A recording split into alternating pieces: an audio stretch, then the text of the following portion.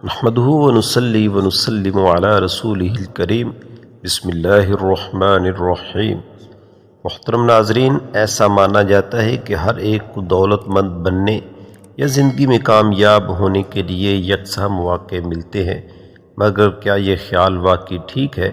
ہم نے اکثر دیکھا ہے کہ کئی لوگ گھروں میں بیٹھے بٹھائے ہی امیر ہو جاتے ہیں، جبکہ کچھ لوگ انت تک محنت کر کے بھی اپنے دن نہیں بدل پاتے۔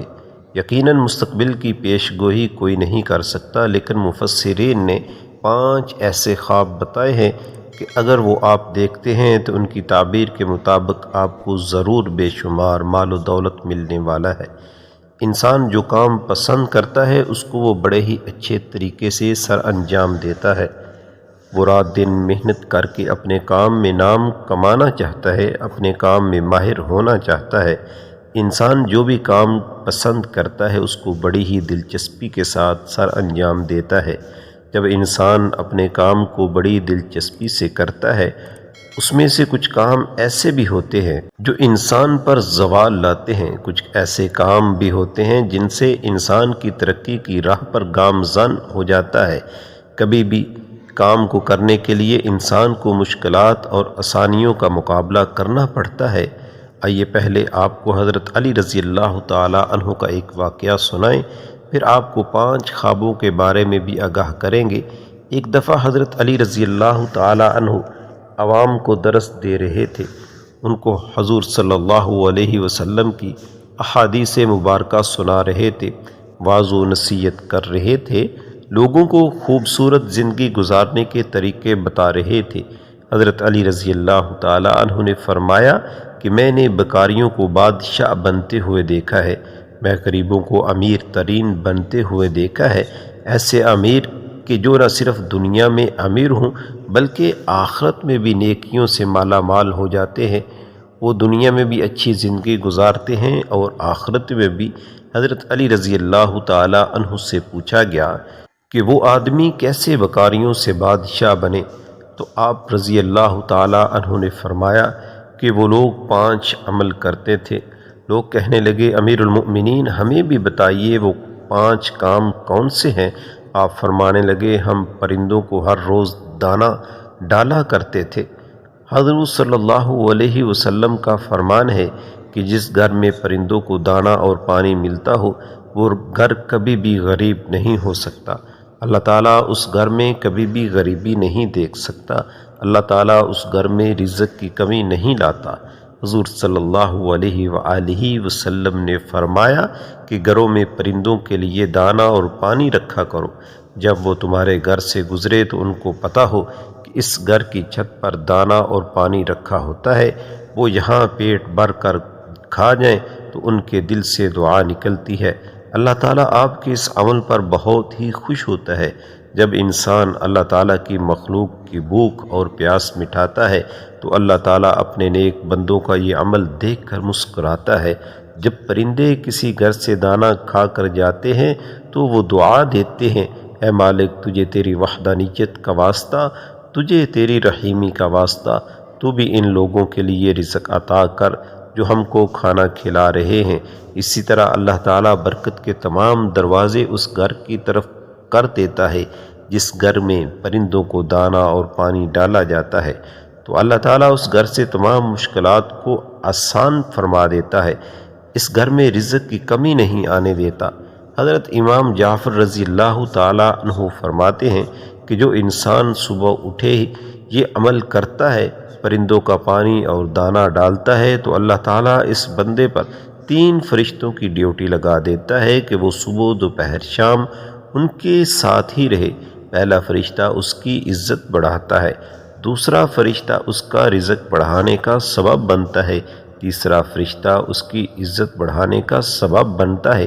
حضرت علی رضی اللہ تعالیٰ عنہ نے فرمایا مالدار ہونے والے لوگوں نے کہا کہ وہ دوسرا کام جو کرتے ہیں وہ یہ تھا کہ اللہ تعالیٰ کی مخلوق میں سے جو لوگ غریب ہیں ان کی مدد کرتے ہیں۔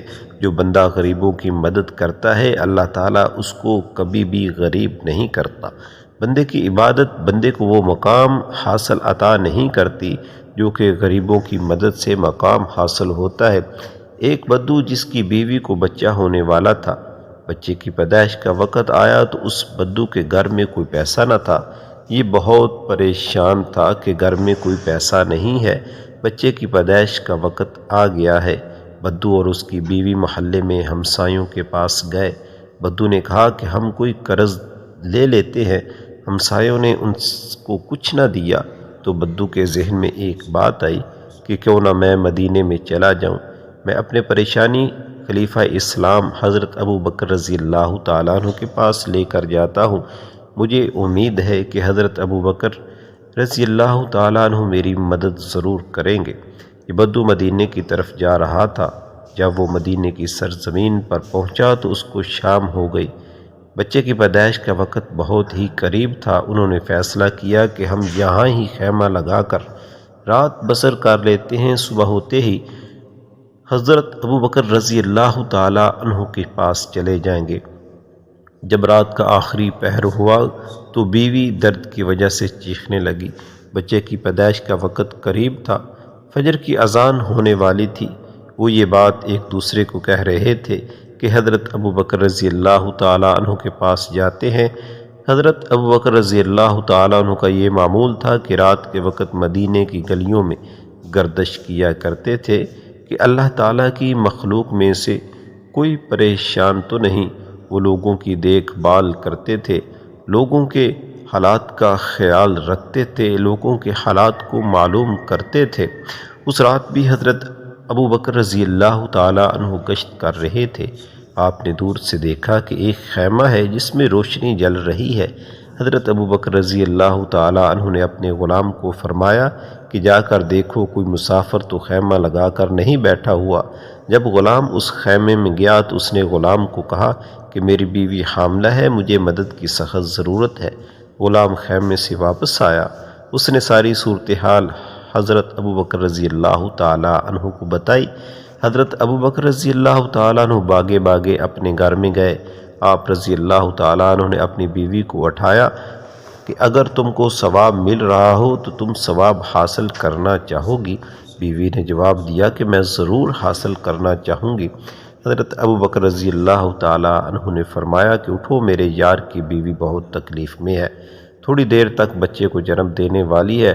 حضرت ابو بکر رضی اللہ تعالیٰ عنہ کی بیوی نے ضرورت کا سامان لیا اور حضرت کو فرمایا کہ آپ کچھ لکڑیاں ساتھ لے لو۔ آپ رضی اللہ تعالیٰ عنہ نے لکڑی اپنے کندھے پر اٹھائی اور اپنی بیوی کے ہمراہ اس خیمے میں چلے گئے۔ حضرت ابو بکر رضی اللہ تعالیٰ عنہ خیمے کے باہر رک گئے اور آپ رضی اللہ تعالیٰ عنہ کی بیوی خیمہ کے اندر داخل ہو گئی۔ بدو کی بیوی کی چیخ و پکار آ رہی تھی۔ حضرت ابو بکر رضی اللہ تعالیٰ عنہ بدو کے سامنے کھڑے تھے۔ بدو نے سمجھا یہ کوئی غلام ہے جس کی بیوی دائی ہے۔ بدو نے آپ پر حکم چلانے شروع کر دیے۔ بدو حضرت ابو بکر رضی اللہ تعالیٰ عنہ کو غلام سمجھ کر طرح طرح کے حکم چلاتے، لکڑیاں لاؤ، آگ جلاؤ، پانی لے کر آؤ۔ بدو نے حضرت ابو بکر رضی اللہ تعالیٰ عنہ کے ساتھ نوکروں جیسا سلوک کیا۔ اس بدو کو یہ پتہ نہیں تھا کہ جو شخص میرے سامنے کھڑا ہے یہی خلیفہ وقت حضرت ابو بکر ہے۔ خیمہ سے اچانک آواز آئی۔ حضرت ابو بکر رضی اللہ تعالیٰ عنہ کی بیوی نے آواز دی، اے امیر المومنین، آپ رضی اللہ تعالیٰ عنہ کو مبارک ہو، اللہ تعالیٰ نے آپ رضی اللہ تعالیٰ عنہ کے دوست کے بیٹے سے نوازا ہے۔ جب بدو نے یہ سنا کہ یہی خلیفہ وقت ہے تو اس کے پاؤں تلے سے زمین نکل گئی، فوراً قدموں میں گر کر معافی مانگنے لگا، اے امیر المؤمنین، مجھے معاف کر دیجئے، میں آپ رضی اللہ تعالیٰ عنہ کو پہچان نہیں سکا، مہربانی فرما کر مجھے معاف کر دیجئے۔ حضرت ابو بکر رضی اللہ تعالیٰ عنہ نے اس بدو کو اپنے قدموں سے اٹھا کر گلے لگایا اور فرمانے لگے، اے بدو، یہ مدینہ منورہ ہے، یہ میرے دوست حضرت محمد صلی اللہ علیہ وسلم کا شہر ہے، یہاں امیری کی نہیں بلکہ غریبوں کی عزت کی جاتی ہے، غریبوں کو بادشاہ بنایا جاتا ہے، غریبوں کے دکھ درد میں شریک ہوا جاتا ہے، کیونکہ غریبوں کی مدد کرنے والے انسان کبھی بھی غریب نہیں ہوتے۔ تیسرے نمبر پر حضرت علی رضی اللہ تعالیٰ عنہ نے فرمایا کہ وہ اپنی بیوی بچوں کو حلال کی روزی کھلایا کرتے تھے، اور چوتھے نمبر پر اپنے والدین اور بڑوں کی خدمت کیا کرتے تھے۔ پانچویں نمبر پر حضرت علی رضی اللہ تعالیٰ عنہ نے فرمایا کہ کہ انہوں نے مجھے بتایا کہ ہم نماز ادا کرنے میں کبھی بھی سستی نہیں کیا کرتے تھے۔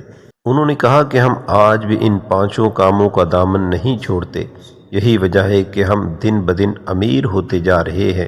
یہ 5 کاموں کو کرنے والے کبھی غریب نہیں ہوتے، ان کی دنیا اور آخرت سنور جاتی ہے جو یہ 5 کاموں کو اپنی عادت بنا لیتے ہیں۔ جب کسی انسان کے پاس بہت زیادہ دولت آنے والی ہوتی ہے تو اس کو 5 کون کون سے خواب آتے ہیں؟ خوابوں کی تعبیر بتانے والے کہتے ہیں کہ اگر کوئی انسان خواب میں پہاڑ دیکھتا ہے یا پھر خود پہاڑ پر چڑھ جاتا ہے کہ اس کی تعبیر یہ ہے کہ اس کے پاس بہت زیادہ دولت آنے والی ہے۔ اور دوسرا خواب، اگر کوئی انسان خواب میں مچھلی دیکھتا ہے یا پھر مچھلی کھاتا ہے تو اس کو بھی بے شمار دولت حاصل ہونے والی ہوتی ہے۔ اور تیسرا خواب یہ ہے کہ اگر کوئی بندہ خواب میں تخت دیکھتا ہے یا پھر خود تخت پر بیٹھتا ہے تو اس کو بھی دولت حاصل ہوتی ہے۔ اور چوتھا خواب یہ ہے کہ جب خواب میں گھوڑا دیکھتا ہے یا پھر گھوڑے کی سواری کرنا، اس کی تعبیر بھی امیر ہونے کی نشانی ہوتی ہے۔ اور 5ویں نمبر پر خواب میں اونٹ دیکھا یا پھر اونٹ کی سواری کرنا بھی انسان کو امیری کی طرف اشارہ کرتا ہے۔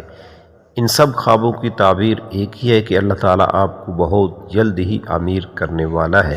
اللہ تعالیٰ سے دعا ہے کہ اللہ تعالیٰ ہم کو بھی یہ 5 کام کرنے کی توفیق عطا فرمائے اور ہمارے گھروں میں اپنی رحمتیں اور برکتیں نازل فرمائے اور ہم کو اپنے برگزیدہ اور نیک بندوں میں شامل فرمائے۔